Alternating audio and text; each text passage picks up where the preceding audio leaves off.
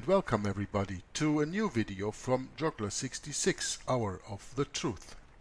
This is today the 17th recording I do of the wonderful book reading from Edmond Paris, The Secret History of the Jesuits. I'm still clicking a little bit around here with the different cameras because I'm not used to this, and a little bit earlier this afternoon or this evening I had a sound problem. So I want to make sure everything is working when I start the recording right now. Anyway, we're gonna continue in that book from Edmond Paris, and we have come last time to the part where we were reading about De Grelle and what there was to say, everything about the German involvement.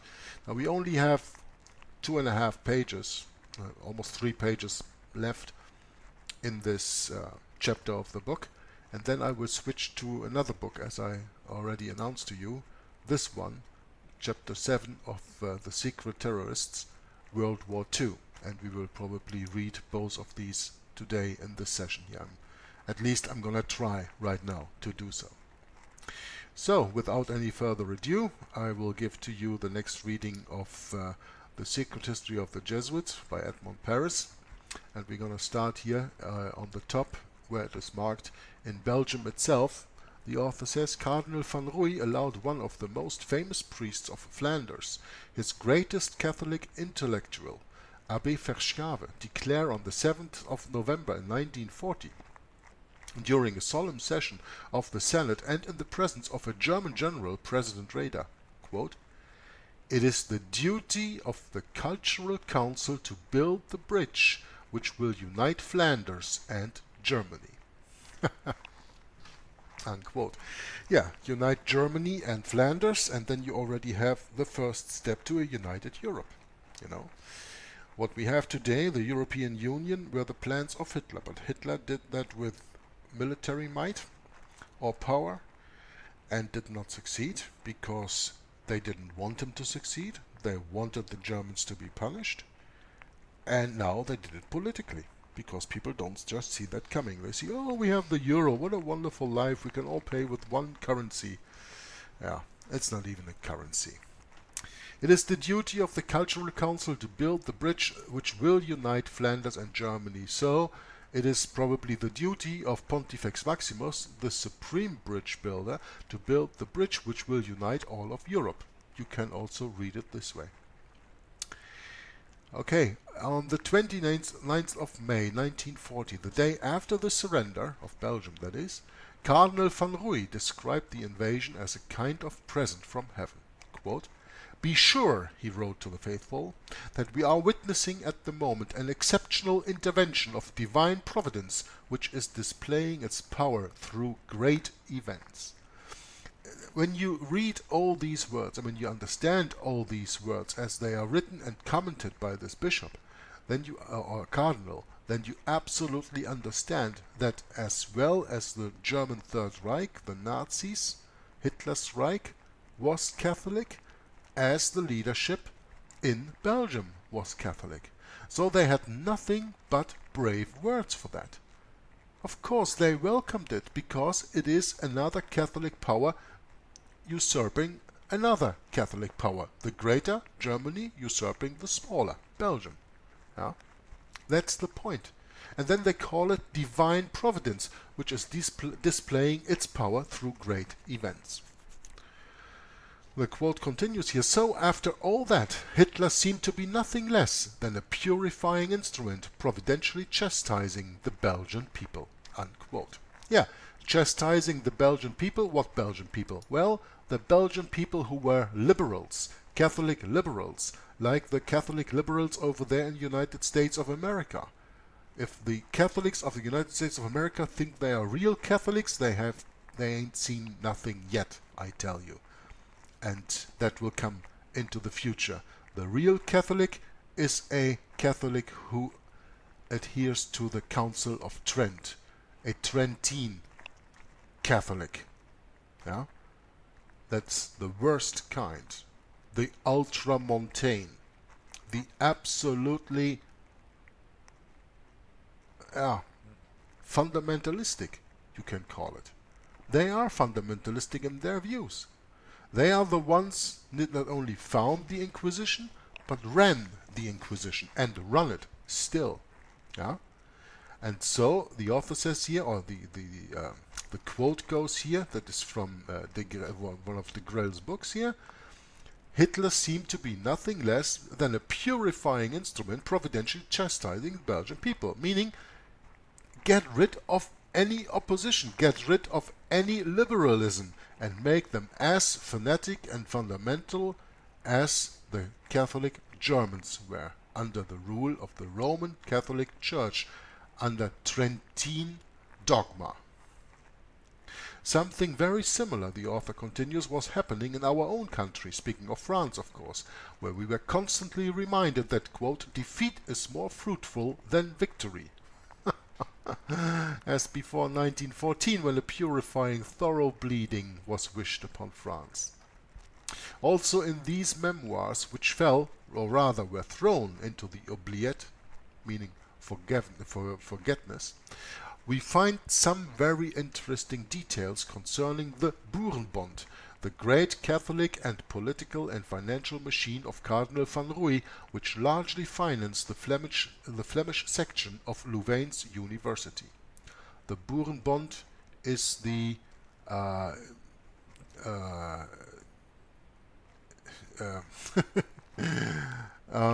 yeah, how do you say that? A bond is a union, so it's the farmers' union. That's the Boerenbond. Union, I didn't come to that word, excuse me.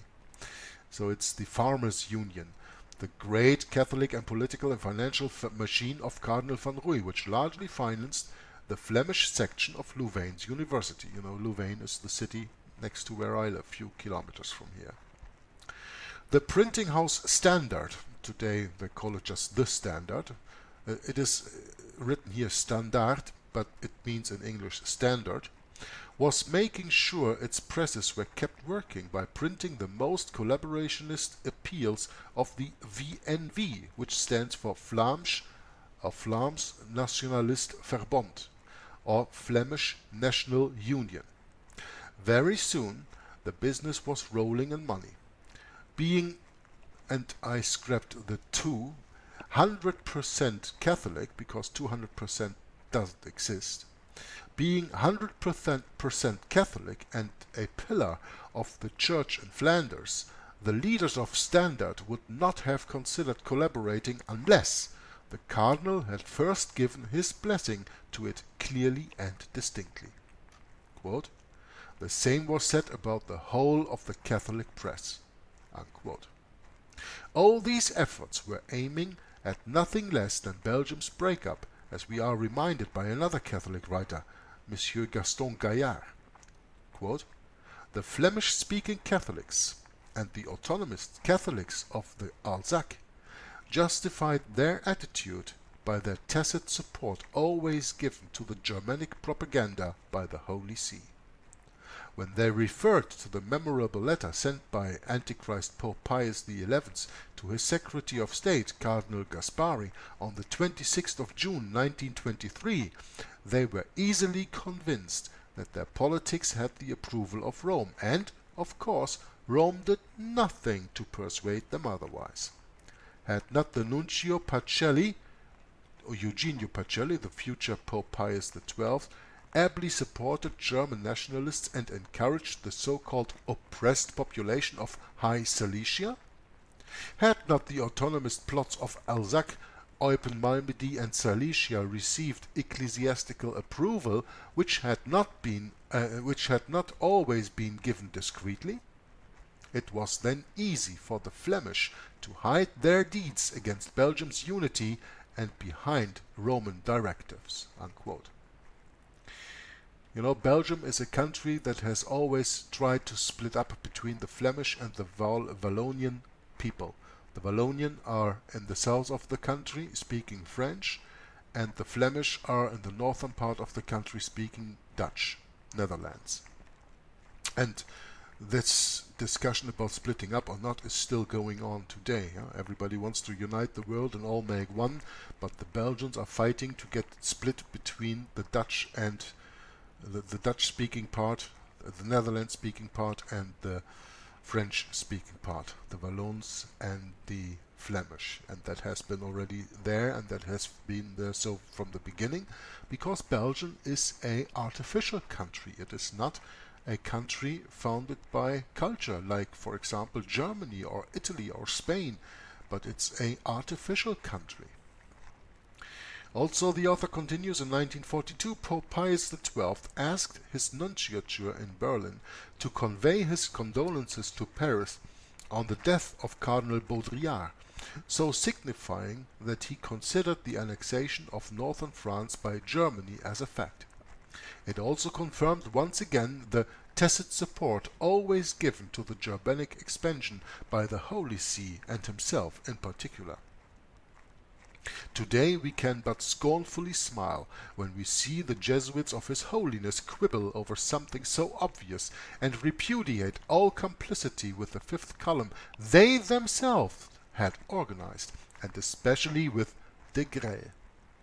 As for him, de Grelle, safely kept in his refuge, as he knows too much, he can recollect at leisure the famous verses of Ovid, quote, Donne eris felix multos vulnerabis amicos, tempora si fuerent nubila solus eris, which means in English, as long as you will be happy, you will have many friends. When the clouds appear, you will be alone.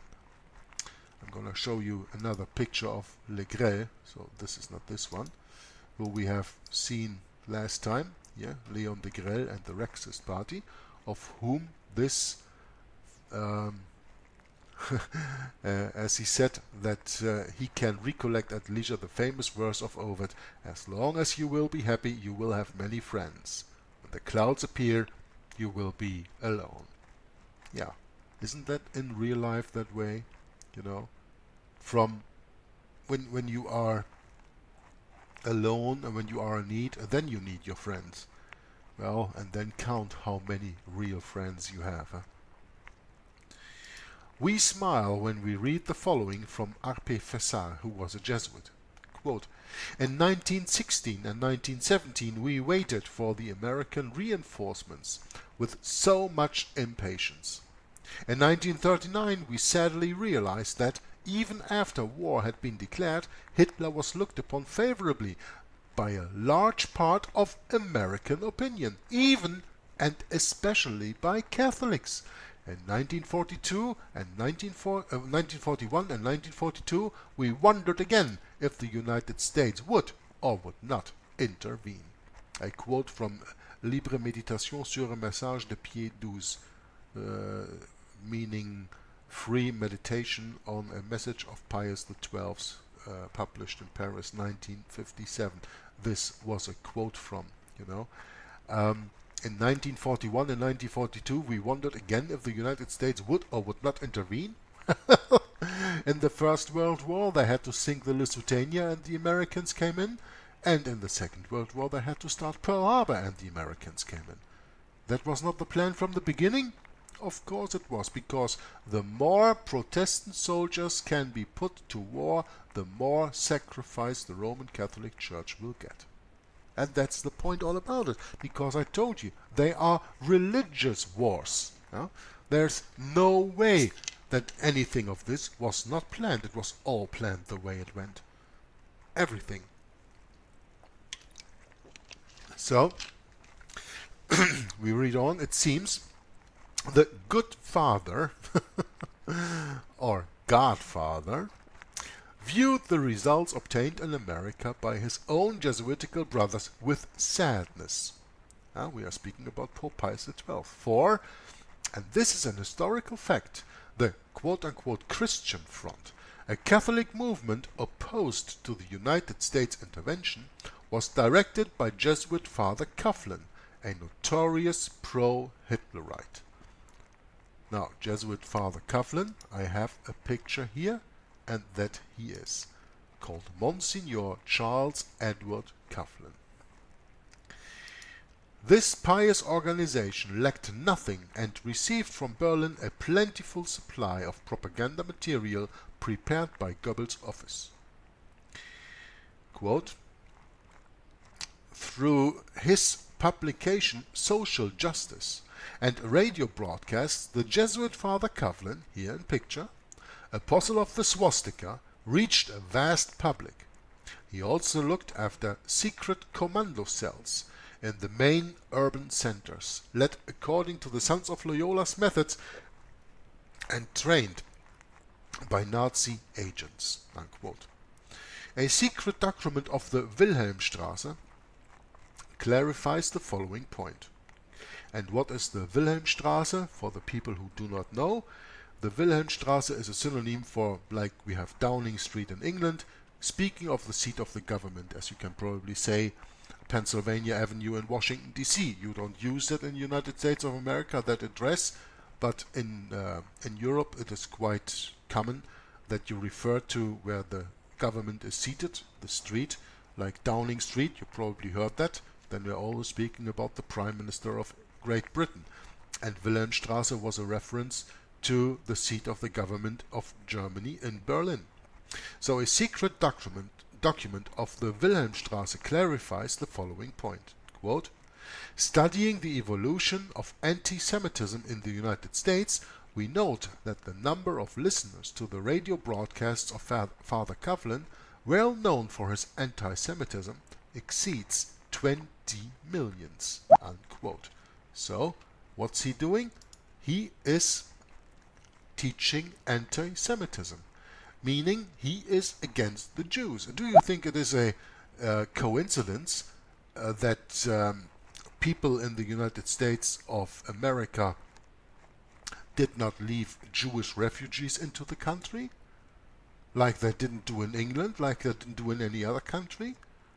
That was to support the quote-unquote Holocaust that happened. Huh?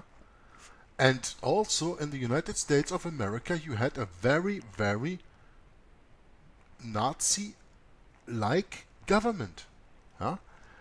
With, in the time, Roosevelt, who was on there. There was almost a Nazi coup in that time. But I don't want to go into that, therefore you have to rely on the historical research that Eric John Phelps did, among others, in his book Vatican Assassins, Wounded in the House of My Friends. There he speaks about that, and he can tell you how fascist the American government was. So therefore it is no wonder that this Jesuit Father Coughlin here also is like a teacher against the Jews. That's what he does, because he is known for his, he's well known for his anti-Semitism. And his listeners reached more than 20 millions. It exceeded 20 millions. Now I don't know how many people were living in the United States in the 1930s, but it sure was not the 330 millions that we have today. So it was at least, I think, 10%, if not more, of the whole population that listened to this Jesuit father and his propaganda, which was actually the same as the one that Goebbels spurred out in Germany. Huh? Like I said, this pious organization lacked nothing and received from Berlin a plentiful supply of propaganda material prepared by Goebbels' office. So what Goebbels prepares, the Knight of Malta controlled propaganda officer in Germany, Father Coughlin in the United States of America spreads around. The Americans were no better than the Germans. They were all Catholic controlled. It doesn't have to do with anything, like people often think, with nationalities, because Jesuits who foment the wars have no nationality, have no allegiance but to their superior general. Not even the white pope, no, their superior general. That is the only allegiance they have. No allegiance to no country, no allegiance to no person, to no family, to no nothing, but to the general. Now, we have to put here a picture of Edmund A. Walsh, who many of you maybe know, who many of you maybe do not know, but Jesuit Father Edmund A. Walsh was the founder of the School on Foreign Relations in the Georgetown University. Do some studies on that and you will find out what a diabolical person he was. We just learn of him now in this book from Edmond Paris, where we read, "Must we recall the actions of Jesuit Father Walsh, an agent of the Pope, Dean of the School of Political Sciences at the University of Georgetown, Jesuitic nursery of American diplomacy, and a zealous propagandist of German politics? At that time, the general of the Society of Jesus was, as by chance, Halke von Ledokowski, a former general in the Austrian army. He succeeded Wernz, a Prussian, in 1915. Has the R.P. Fessard also forgotten what La Croix, and this is a magazine, a Catholic magazine in France at the time, which we spoke about earlier already in earlier broadcasts on earlier readings of this book, what Lacroix wrote all through the war, and especially this, quote, "There's nothing to be gained from an intervention of troops from the other side of the Channel and Atlantic," unquote. This is what Lacroix wrote, and they said that there is no advantage to be gained, there is nothing to be gained from an intervention from troops from the other side of the Channel, means Great Britain, England, and the Atlantic, means the United States of America. Well, no, maybe not from the view of the French, but a lot from the view of the Romish, yeah, of the papacy. Does he not remember either his telegram of His Holiness, quote-unquote Holiness, Antichrist Pope Pius XII? "The Pope sends his blessing to Lacroix, the voice of pontifical thought," unquote. Considering so much forgetfulness, must we come to the conclusion that members of the Society of Jesus have very short memories? They did not incur this reproach even from their enemies, though. Let us rather point out that Fessard expressed his patriotic fears of 1941, 1942 in 1957 only. So he didn't say anything about this quote-unquote patriotic fears earlier. His free meditations over 15 years brought some results, and he had time to reread a certain passage of the spiritual exercises which says that, quote, "The Jesuit must be ready, if the Church declares that what he sees as black is white, to agree with her, even though his senses tell him the opposite," unquote. Yeah, we know that, of course, from the oath of the Jesuits. Yeah. Now let's go back to the picture of the book reading. I don't want this Lacroix picture I have standing there all the time. As far as that is concerned, Fessard seems to be an excellent Jesuit. As far as the dogma concerns that the Jesuit must be ready, if the Church declares that what he sees as black is white, to agree with her even though his senses tell him the opposite. On the 7th of March 1936, the author continues, Hitler brought the Wehrmacht into the demilitarized Rhine region, so tearing up the Pact of Locarno. On the 11th of March 1938, it was the Anschluss, I spoke about that a little bit earlier, the union of Austria and Germany, and on the 29th of September of the same year, 1938, in Munich, France and England had imposed on them by the Reich the annexation of Sudetenland in Czechoslovakia. That was the German expansion before the war. The Führer had come to power thanks to the votes of the Catholic Zentrum, you remember, CAS, only 5 years before, but most of the objectives cynically revealed in Mein Kampf, this book that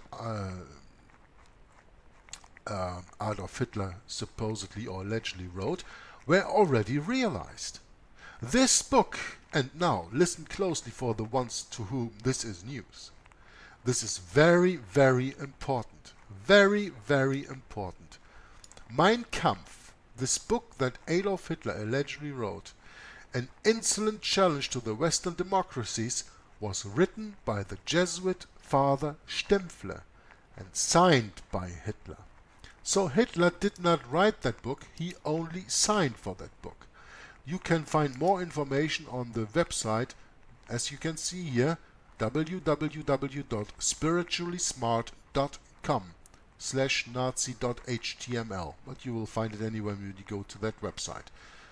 That website, I just forgot the name of the guy who runs it. I think it's Richards is his name. I'm not sure. He has done wonderful research on that. Now, what you can see, I don't know if you can read this. This is fine enough that you can read it, but I'm going to read it to you. In June 1934, having been deported to the Dachau concentration camp, the body of Jesuit Father Stempfle was found in the woods near Harleching. His death is attributed to some accounts to a broken neck and by others to shots in the heart while trying to escape. There is disagreement also over the reasons of this murder. Well, I'm going to tell you what the reasons are.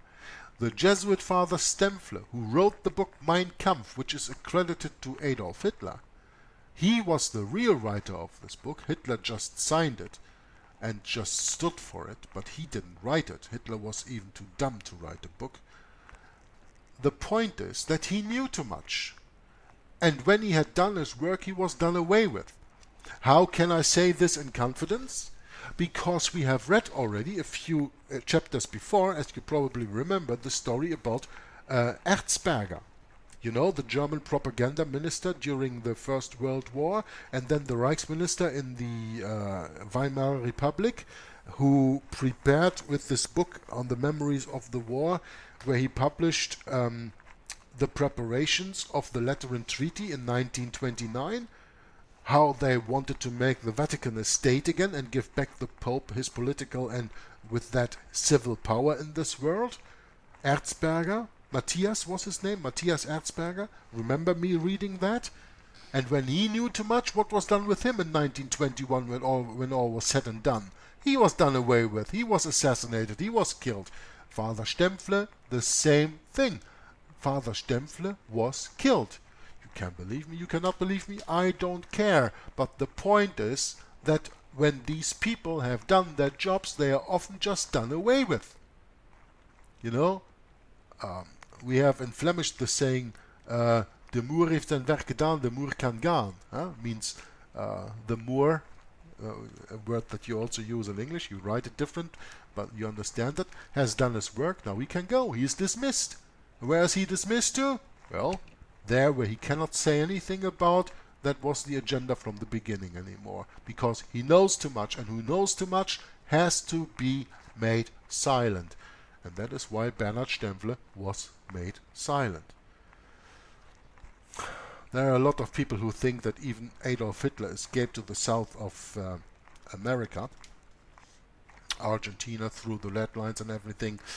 I'm not so sure, but I will read the real Odessa from Guri within a time, and then I will look more into that. But I think he doesn't even deal with Hitler, but he deals with all the other Nazi crime war criminals like Mengele and Eichmann and all these guys who have been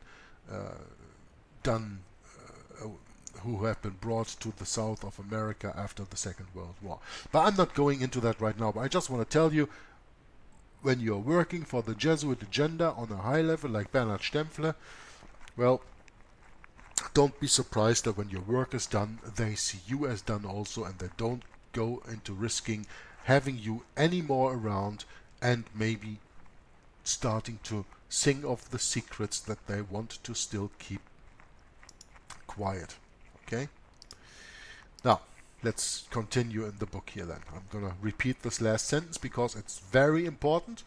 I mean, to me it's old news, but to maybe a lot of you it is still news, that Mein Kampf, this book, an insolent challenge to the Western democracies, was written by Jesuit Father Stempfle and signed by Hitler.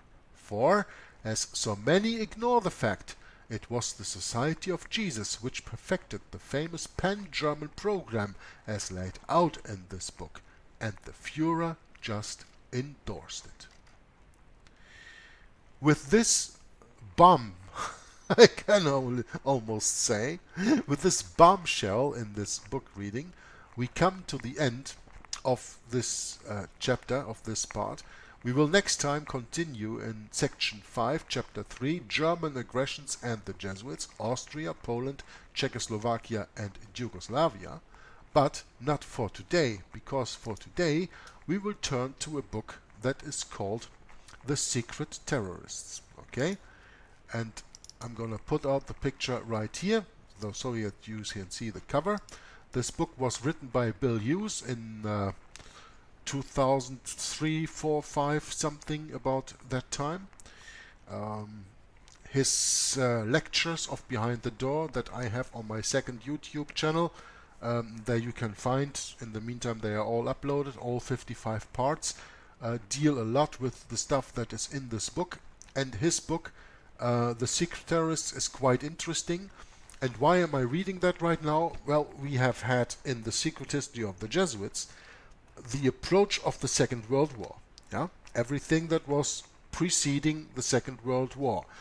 And we are going into that in a few more sessions during the reading of that book. But chapter 7 of this book, The Secret Terrorists, is about 8 pages long, and it only deals with that, and without much commenting, I promise that. Without much commenting, I just want to read that to you, because this is more like, if you compare the two books, Bill Hughes makes more of a summary of the Second World War here than Edmond Paris. Edmond Paris writes over 30-40 pages about the subject, and Bill Hughes about 8 pages. That is interesting in that kind, because here we get in a very short time very dense information about the Second World War. Now what you will see is that I highlighted the quotes in this book, so I will not go into explaining anything of the sources, because the book The Secret Terrorists by Bill Hughes, like the book The Secret History of Edmond Paris, like all the other books that I'm reading, are absolutely documented. Yeah? And I do not go into the different sources of the book. Like here we have Edmond Paris, who wrote The Secret History of the Jesuits. Of his other book, The Vatican Against Europe, he wrote multiple books against or on the Vatican, on the information on the Vatican. I will not go into these quotes. You can see that by the highlight for yourself, and you can look it up for yourself if you don't believe what Bill Hughes says here or what I read to you. And I try to make this work within the next half hour, but I don't think that will very much succeed. So let's see how far we get. I just wanted to do this in one video. But as I said, I will not comment. I will keep my comments for the reading and the continual reading of The Secret History of the Jesuits. I will not comment within this chapter 7 of The Secret Terrorists by Bill Hughes, which deals about World War II. Yeah, one comment I have to make here, as you can see that, of course. But let's see what Bill Hughes in the book The Secret Terrorists has to say about World War II. Quote, World War II was the most extensive and devastating war in recorded history. The author says hundreds of thousands of people died in this war, and I said no, more than 60 million. That's a lot more than hundreds of thousands. 60 million, more than 60 million.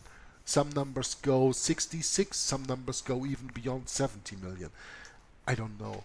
Every life counts. Every life counts. Doesn't matter if that's 50 million or 50 people. Every murder is one too much. And war is nothing else but state-sponsored murder. Yeah? Killing by allowance of the state. Whereas God says, thou shalt not kill. Okay? I'm not going to start the moral teaching right now, because you all know my standpoint on that, and you probably have as a Christian the same standpoint. But hundreds of thousands of people died in this war. Bill Hughes says in the beginning of his chapter 7 on the Secret Terrorists, millions and millions and tens of millions even died. Most people have no idea why this war was fought or what the cause of this war was. Yeah, I have to make a little comment here. It's the same with Vietnam. the same with Vietnam. And if you want to know why the war in Vietnam happened, read Avro Manhattan's book, Vietnam. Why did we go? It's also on my to-read list for the future. But I'm going to stop making comments, otherwise I don't keep my promise that I made to you. Most people have no idea why this war was fought, or what the cause of this war, the Second World War, was. Wars do not just happen.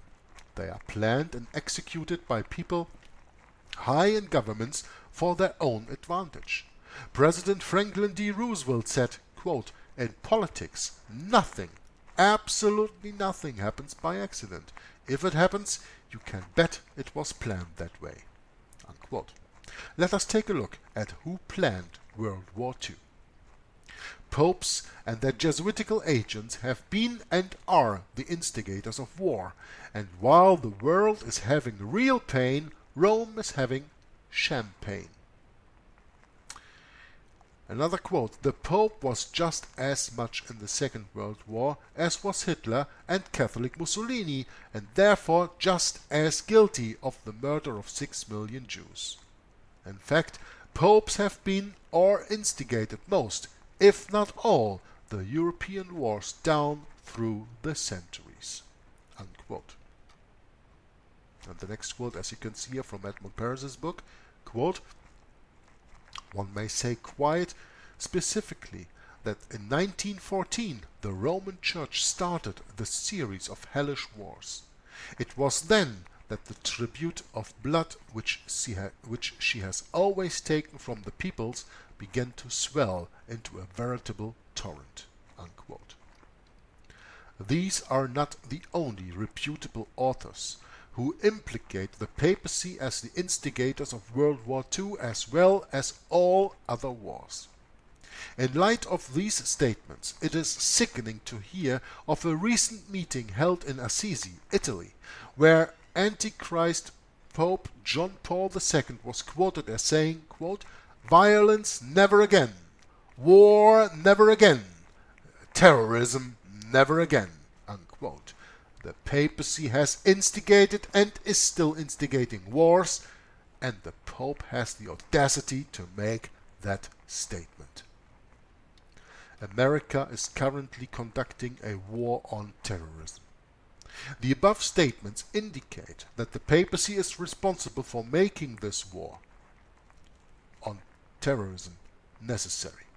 The above statements indicate that the papacy is responsible for making this war on terrorism necessary.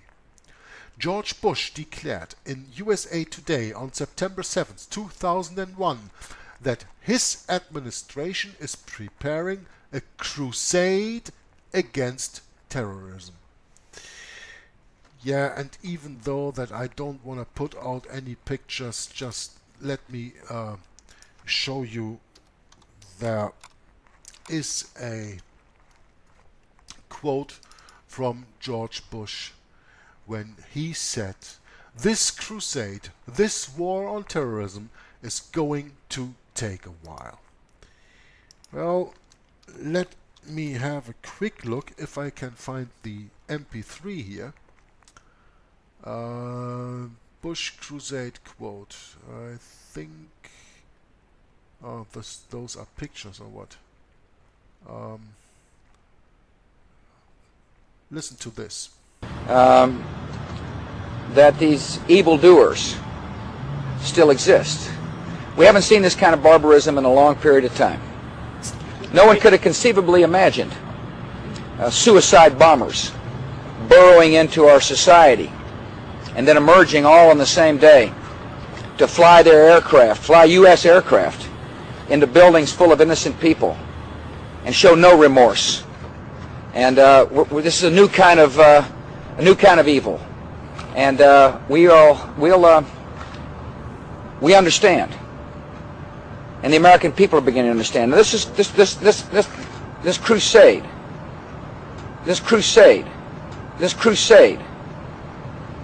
this war on terrorism, this crusade is going to take a while. Mr. President, final question. Yes, sir. You said famously, when you looked into Vladimir Putin's eyes, you saw his soul. Yeah. When you look into Benedict XVI's eyes, what do you see? God. When you look into Benedict XVI's eyes, what do you see? God. So that was a small excursion, and showing you this picture and letting you hear the audio of George W. Bush himself can maybe even the people convince who did not believe that George Bush was playing the Pope's card and is playing the Pope's game. Was playing the Pope's game and is playing the Pope's game. As Bill Hughes says here correctly in his book, The Secret Terrorist, George Bush declared in USA Today and in the interview that you've just heard on September 17, 2001, that his administration is preparing a crusade against terrorism, and past history crusades were religious wars fought on behalf of papal interests. Was President Bush telling us that his war on terrorism is being fought to further papal interests? Good question, huh? What's your answer to that? Adolf Hitler was guilty of all kinds of atrocities during Second World War. Was he really responsible for these atrocities, or was he simply carrying out orders? Consider who was pulling the strings in Hitler's Germany. Quote, in Germany, the papal nuncio in Berlin, Monsignore Eugenio Pacelli, and Franz von Papen, Privy Chamberlain to the Pope, advocated a, quote, union with Rome, unquote, and concentrated on the overthrow of the Weimar Republic. The German Catholics were hostile to Nazism, but were informed that the Pope himself was favorably disposed towards Hitler. Consequently, the Catholic centrum axis of all parliamentary majorities voted full rights to Hitler on January 30th, 1933. This operation was promptly followed, as in Italy, by the concluding of a concordat which was most advantageous to the Roman Church. The German episcopate swore allegiance to the Führer, and Catholic youth organizations combined with those of the Nazis. Unquote. The Vatican helped Hitler to gain power, and then helped him consolidate his grip on Germany. This was done in part by advising the Catholic Party of Germany to vote for Nazi candidates. The Catholic vote gave Hitler the majority he needed to legally form a government in 1933. Further to this, the Vatican ordered Catholic members of the Reichstag parliament to support legislation giving Hitler the power to rule by decree. This measure gave Hitler the dictatorial power he needed to destroy the German communists. Now just a very small comment of mine. Further to this, the Vatican ordered Catholic members of the Reichstag parliament to support legislation giving Hitler the power to rule by decree. The United States of America is ruled by executive orders. Where's the difference? Wake up, people! There is none! The president that you elect every 4 years is the same dictator as Hitler was. He is just hidden under the face of democracy. Behind elections where you think that you have really the power to elect someone you want, you always elect the candidate of the Pope. And he then rules by executive orders. That's the same when Hitler got power to rule by decree. Wake up! The Fourth Reich is not coming, it's already long time there. You only have to see it. This measure gave Hitler the dictatorial power he needed to destroy the German communists. And this measure gave the American president the dictatorial powers he needed to destroy American Protestants. How does that read, huh? The whole Vatican-Hitler bargain had been conducted in secret before Hitler became Chancellor of Germany in January 1933. In June of the same year, Hitler and the Vatican signed a concordat on the terms of which the Church swore allegiance to the Nazi regime. Soon afterward, Catholic Franz von Papen, the second in command to Hitler and Knight of Malta, put the essence of the Hitler-Vatican alliance very succinctly in these words, quote, "The Third Reich," he said, "is the first power which not only recognizes but puts into practice the high principles of the papacy." Now, I'm going to put this a little bit bigger that you can read it very easily. The Third Reich, in the highlighted part, is the first power which not only recognizes but puts into practice the high principles of the papacy. That is a statement from a Knight of Malta, Avro Manhattan, Franz von Papen, in Avro Manhattan's book, The Vatican-Moscow-Washington Alliance. What an amazing statement that is. Von Papen says that the atrocities that Hitler perpetrated during the Second World War were the principles of the papacy. Can there be any doubt that the papacy is just as evil as was Hitler and his regime? Quote, "Hitler himself admits that he was helped by the methods of the Jesuit Counter-Reformation to carry on his ideological war. We have witnessed Catholicism's open support of every step taken by Nazi fascism to impose authoritarian regimes upon all peoples." This is from Behind the Dictators, and you can find a playlist of that name on my channel where I read the complete book of Leo Herbert Lehman, which is quoted here. An accurate account of history places the Catholic Jesuit menace at the very heart of the Hitler regime.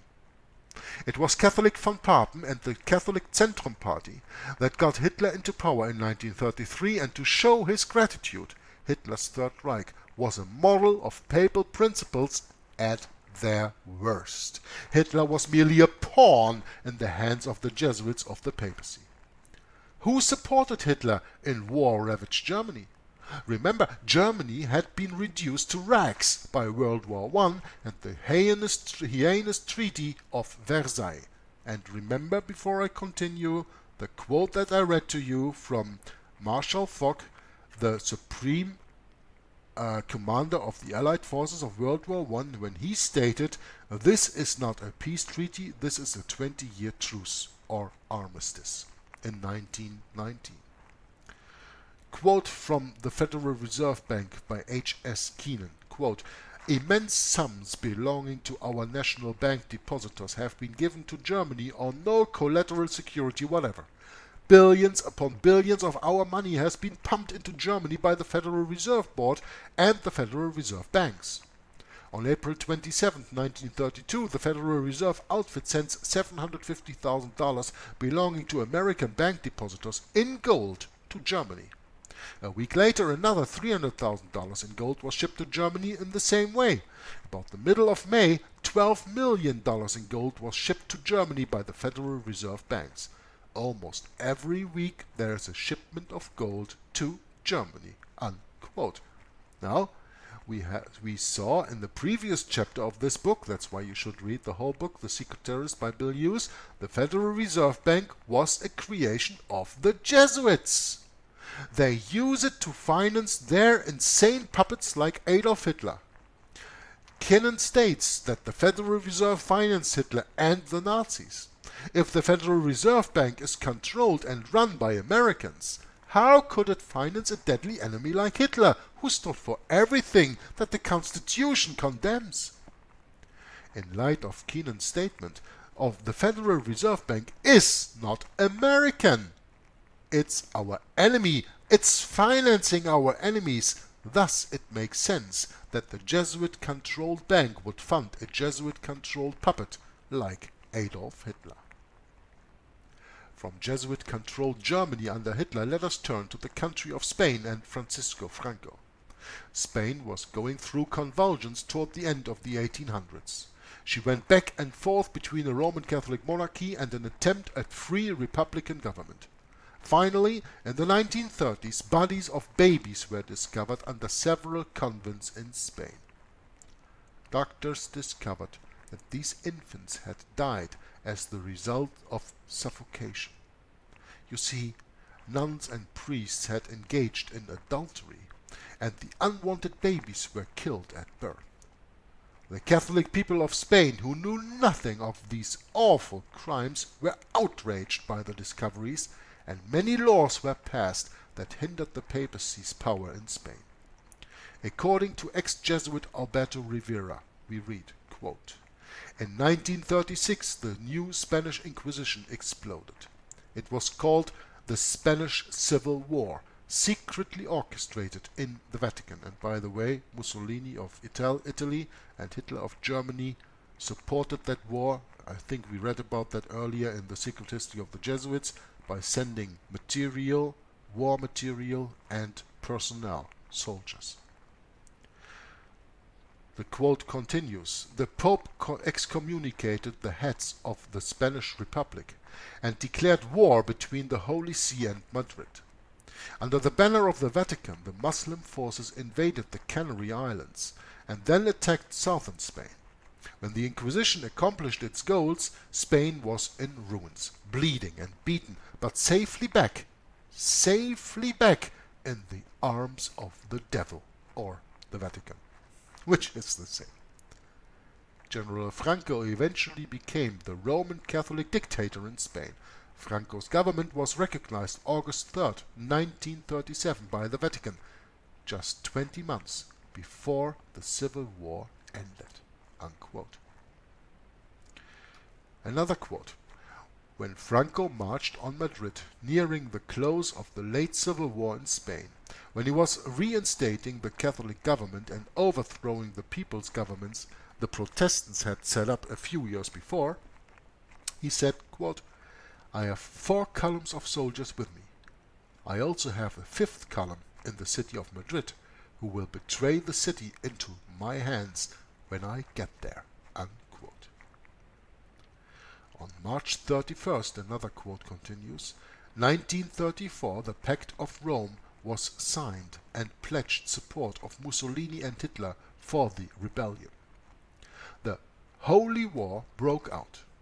In 1937, in the midst of war, the Vatican gave de jure recognition to the government of Franco, its sword-bearer, who was later to be decorated with the Supreme Order of Christ. Quote, "Blessed be the guns if the gospel flowers in their wake." Unquote. Soon the Catholic action was to spread its tyranny across the ruined country. Pax Christi. Now I read to you this term de jure, and there are a lot of people who don't understand that, so let me explain that to you. In law and government, de jure, Latin for in law, describes practices that are legally recognized whether or not the practices exist in reality. In contrast to de jure, you have de facto, mean in fact or in practice, and describes situations that exist in reality, even if not legally recognized. The terms are often used to contrast different scenarios. For a colloquial example, quote, "I know that, de jure, this is supposed to be a parking lot, but now that the flood has left 4 feet of water here, it is de facto a swimming pool." Now this is interesting because the Roman Catholic Church likes to use these terms, de jure and de facto. And for example, I give you another example. The government of the United States of America is a de facto government, but not a de jure government in the eyes of the Vatican. Maybe you understand it like this way too. But let's continue in the book The Secret Terrorists by Bill Hughes. Benito Mussolini, he says, was highly esteemed by the Jesuits of Rome. He was their man of providence who restored Vatican City to the papacy in 1929 with the Lateran Accord, with Lateran Treaty, right? And now with the following quote, you have to watch the previous video of this reading, The Secret History of the Jesuits, for a deeper understanding. What was happening in Europe between the two massacres? In Italy, secret negotiations took place between papal agents and Mussolini, the man of Providence. The priest Don Sturzo, chief of the Catholic group, had full rights voted to the Duce on November 1922. Then came the Lateran Treaty to seal the union of fascism and the papacy, the conquest of Ethiopia, blessed by the clergy, and, on Good Friday 1939, the aggression against Albania." Unquote. According to Antichrist Pope Pius XI, quote, "Mussolini is making rapid headway and, with elemental strength, will conquer all in his path. Mussolini is a wonderful man. Do you hear me? A wonderful man. The future is his." Unquote. These are the words of a pope. Mussolini, a fascist dictator, is a wonderful man. The quote continues, "For today Rome considers the fascist regime the nearest to its dogmas and interest." You remember when I read to you the quote from Civiltà Cattolica, the Jesuit house organ on fascism? Go back a few videos or to the last video and read that, and you have confirmation of what Bill Hughes cites here from the book Pierre van Pasen in Days of Our Years. For today, he says, Rome considers the fascist regime the nearest to its dogmas and interest. We have not merely the Reverend Jesuit Father Kavlin, as we saw already a picture of him earlier, praising Mussolini's Italy as a Christian democracy, but Civiltà Cattolica, house organ of the Jesuits, says quite frankly, fascism is the regime that corresponds most closely to the concepts of the Church of Rome. Unquote. Like I just was referring to. I should have just read on. No comment, Jörg. Just read on. We'll get through this. We read a previous quote that said that Hitler put into practice the ruthless principles of the papacy. Now we see that Mussolini did the same thing. It wasn't just the three-axis power of Europe with their Catholic puppets what did Rome's bidding during World War II. Franklin Roosevelt, President of the United States, also carried out Rome's wishes. Cardinal Spellman was offered an unprecedented opportunity by Roosevelt that would necessitate leaving his archdiocese for months on end. The astounding proposal Roosevelt put forth was that Spellman act as a clandestine agent for him in the four corners of the world. It would be the Archbishop's job to contact chiefs of state in the Middle East, Europe, Asia, and Africa. He would carry messages for the President and act as Roosevelt's eyes and ears. The President offered him an opportunity to wield more power than any other American religious figure had ever had. Spellman would move as an equal among the greatest figures on the world political stage. But few people were certain about what the Archbishop did during his far-flung travels. His clandestine work raised questions at home about the role of a religious figure involved deeply in governmental affairs. Unquote. And there is so much more to say about Spellman, but this is not a video about Spellman. This is the continuation of the reading The Secret History of the Jesuits with an excursion into the book from Bill Hughes, The Secret Terrorists. And I'm gonna continue. Spellman's first allegiance was to Pope Pius XII, to the Antichrist, and yet he was used by Franklin Roosevelt as his own personal agent. Of Roosevelt we read again, quote, Roosevelt and Eisenhower approved of the forced repatriation of some 6 million Orthodox Christian people back to Russia, many of whom were tortured or killed after they reached their destination. Two Russians who have written about this abominable decision by these American leaders are Nikolai Tolstoy and Alexander Solzhenitsyn. The Americans called this repatriation.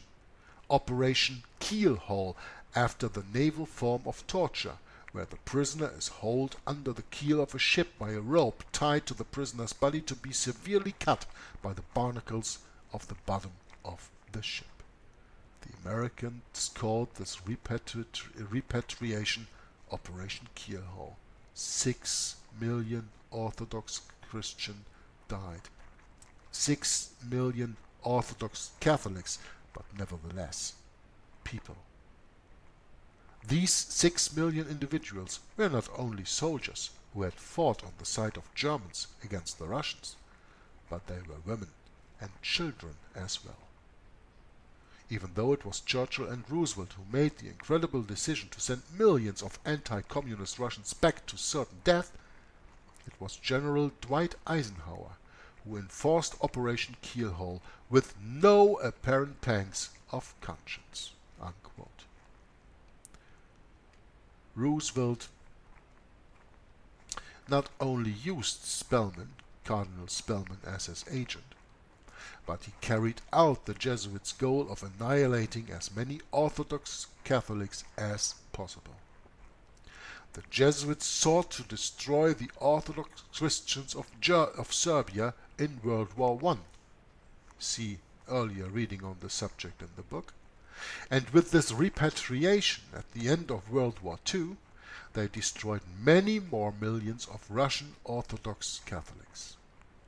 Roosevelt, Eisenhower and Churchill carried out the Jesuits' bloody plan with considerable success. Quote, "Jesuit General Count Halke von Ledokowski was disposed to organize, on the common basis of anti-communism, a certain degree of collaboration between the German Secret Service and the Jesuit order. Von Ledokowski considered the forthcoming bellicose settling of accounts between Russia and Germany as inevitable, and the Basler Nachrichten, which is the news of Basel, from March 27, 1942, did not hesitate to write, quote, "One of the questions arising from German activity in Russia, which is of supreme importance to the Vatican, is the question of the evangelization of Russia." Unquote. Evangelization, read Catholicization. Huh? Now this is confirmed by Father Duclos himself in a book covered by the imprimatur. During the summer of 1941, it quotes, "Hitler appealed to all Christian forces. He authorized Catholic missionaries to go to the new Eastern territories." Nor has it been forgotten that in France Cardinal Baudrillard and Monseigneur Mayol de Loup recruited the LVF for the crusade against Russia. Unquote. While the Orthodox Christians of Russia were being exterminated by the papacy, there was a similar massacre going on in Yugoslavia. Some of the many books that have been written about this atrocity of World War II include Convert or Die.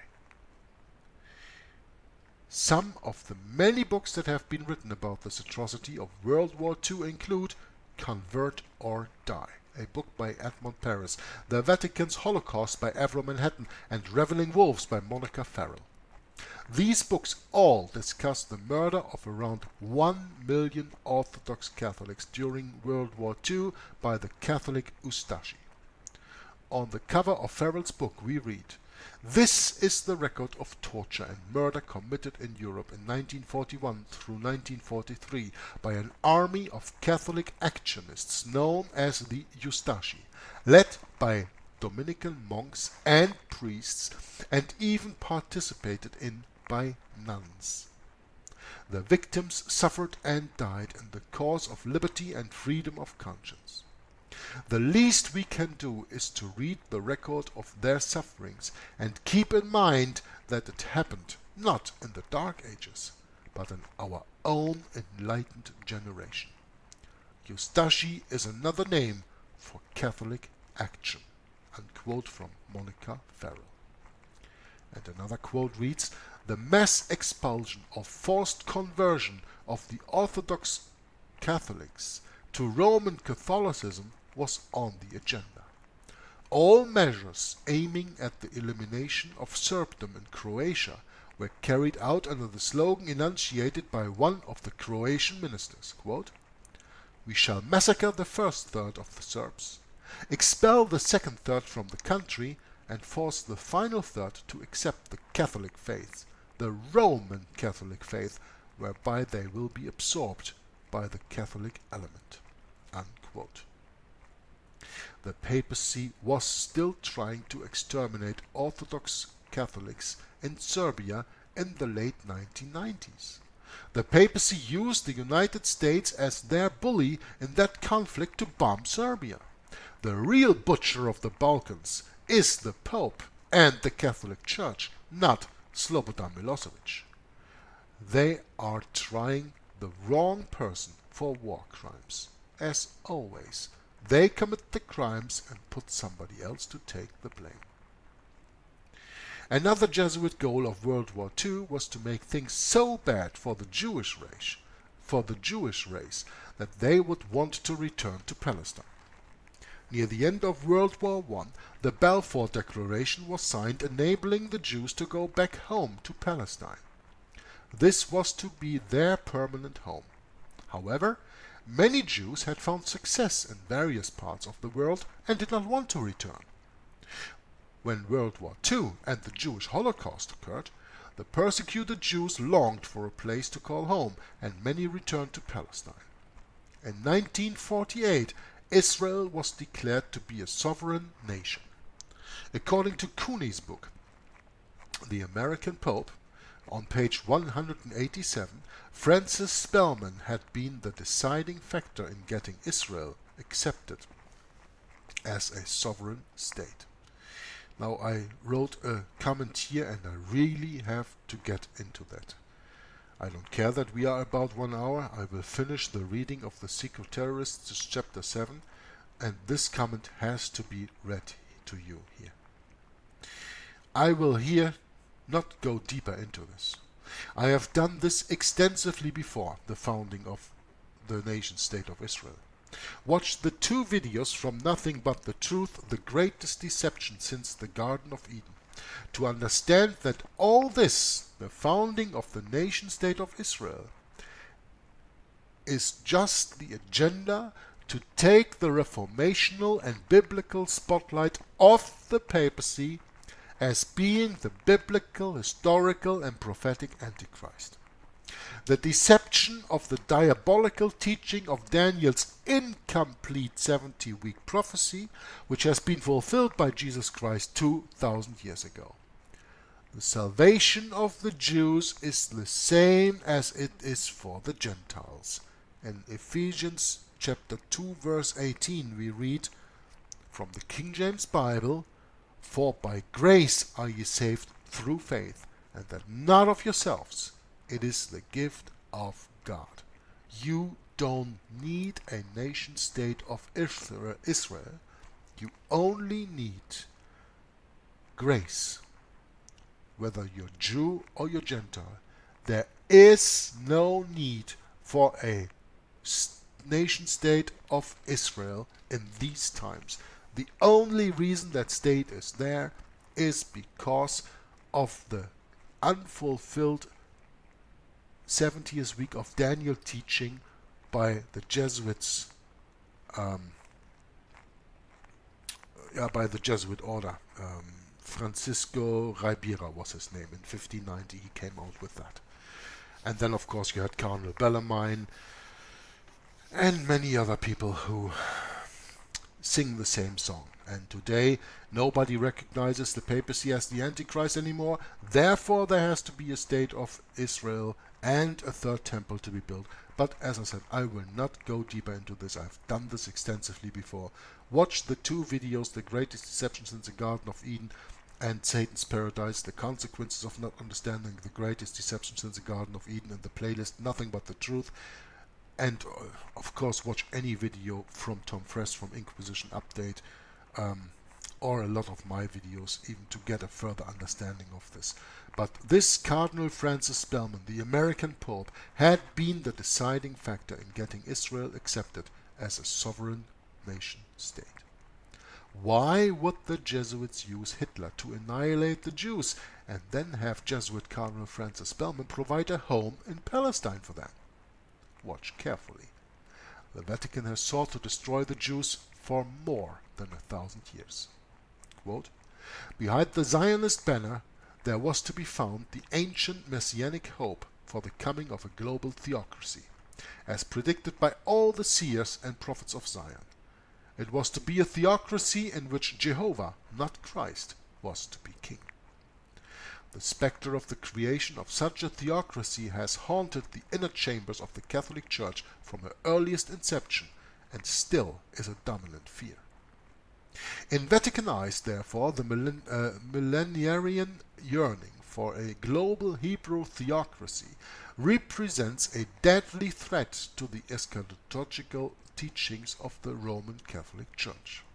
When translated into concrete political terms, such a view spells not only rivalry, but implacable enmity. Unquote. And there you have the reason why the Roman Catholic Church does not think can exist next to the Jews. Therefore, they have to be annihilated. On the surface of the nation of Israel and Palestine seemed to be a grand opportunity for the Jews to be able to have their own country. However, what was being the result of the Jews returning to Palestine? Since they were granted sovereign status in 1948, the Jews have been in one ravaging battle after another with the Arabs. Many Jews have died, just as the Jesuits hoped and knew would happen. You know how I often refer to Israel as the greatest concentration camp, and this is further proof of that. With the Jews' return to Israel and Palestine, the Jesuits hoped to cause such bloodshed in that part of the world that the world would cry out for a peacemaker to come to the region. And who would be that peacemaker?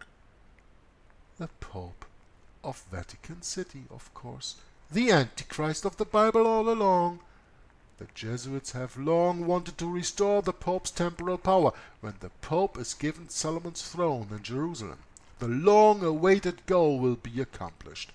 The war on terrorism that originated on September 11, 2001, which George Bush calls a crusade, could certainly aggravate the trouble in that region to bring about the reign of the Pontiff from Jerusalem. The Jesuits failed in their attempts to have a world-governing body following World War I. They accomplished their sinister goal after World War II. Following the war, the weary, aching world was conditioned to accept an international government, and the United Nations was born. Since the creation of the United Nations in 1945, this so-called peacekeeping body has failed miserably in keeping peace around the world. Why? Because keeping peace is not their purpose, even though they continue to claim that it is. There are presently some 83 different wars around the world. However, it has certainly been instrumental in suppressing liberty-loving people. Katanga and Rhodesia are just two examples of nations crushed by United Nations forces. The United Nations has worked tirelessly to restore the temporal power of the papacy, its purpose from the beginning. We will look at one more of the Jesuits' purposes for World War II. It was payback time for the Japanese. In the late 1500s, the Japanese, as read and discussed in another chapter of the secret history of the Jesuits, had welcomed all foreigners who wanted to trade with her. Catholic missionaries had been welcomed too. After a time, the Catholic missionaries became intolerant of all other beliefs. Unrest and persecution resulted, and Japan became a bloodbath for many decades. Finally, in 1639, the Exclusion Edict was passed. It stated, quote, "For the future let none, so long as the sun illuminates the world, presume to sail to Japan, not even in the quality of ambassadors, and this declaration is never to be revoked, on pain of death." Unquote. For nearly 200 years, the ports of Japan were closed to Jesuit missionaries, who had sought to take over Japan for the proud Pope. Through the latter half of the 19th century, military power was used against the island nation. This softened her until the awful bloody conflict of World War II in the South Pacific, culminating in the bombings of Hiroshima and Nagasaki. Japan was brought to her knees forever. Payback had come. And with this, I will conclude my reading today on the secret history of the Jesuits from Edmund Paris with an insert of the secret terrorists from Bill Hughes on World War II. And we will continue next time in the book The Secret History of the Jesuits. I thank you all for watching and listening, even though it was a little bit more than an hour, 75 minutes, but I hope that I got your attention. And if I didn't get your attention, then please pause the video, put it in the playlist to watch later, or watch it again. But avail yourselves of this information given to you freely by author Edmund Paris on the one hand, Bill Hughes on the other hand, and do your own research. You saw the highlighted sources in the book. Read them for yourself. Get these books. Read this. Read the Bible and understand the Bible. And you will see that there is no conspiracy theory, but there's all conspiracy facts. You just have to get to the bottom of it. With this, Jörg from Juggler 66, Hour of the Truth says, God bless you, signing off and bye-bye.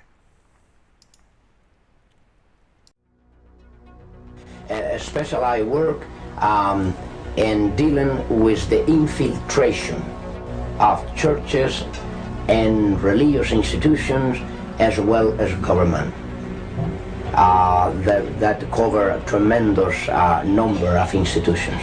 And the purpose of that infiltration was what for?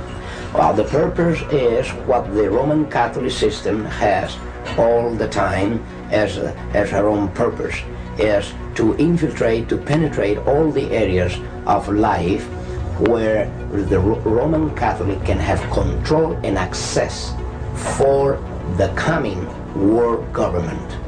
Simply put, this country and this world benefit from your commitment to Jesuit principles, to being men. As a graduate of another great Jesuit institution, Xavier University, I have great affection for the value and purpose of a Jesuit education. What that means is, in preparation for that world government, the Roman Catholic institution, especially since the establishment of the Jesuit order in 1541, throughout all these 500 years, they've been in preparation and through infiltration and penetration of every level of society in order to take over the world politically and religiously. What a beautiful day the Lord has made. Holy Father, on behalf of Michelle and myself, welcome to the White House. There are two doctrines that define very well these dangerous goal of the Roman Catholic institution. Two doctrines define this very well. One is called the doctrine of the apostolic succession, and that is dealing with the papacy. And the other is the doctrine, the temporal power, and that is dealing with world government. Of course, both, because you can see that even the Pope and his own individual office, he meet those requirements. He is not only the head of his church, as he called himself, John Paul II, the present Pope. He said he is the pastor of his church. He is not only that, but he is the head of his state. It is a sign, perhaps, of how far we have come in this country that today's news of formal recognition between the governments of the United States and the Vatican did not create a furor. Once upon a time, it would have. Once upon a time, and not all that long ago, it did. From the time of President Washington, that was the first president to be utilized by the Jesuits. If you were not aware of that, President Washington already was initiated by the Jesuits to bring about the first communication with the Vatican ever known in this country. From there on, President Reagan, to all this time, President Reagan has come to fulfill the greatest moment in the history of this conspiracy.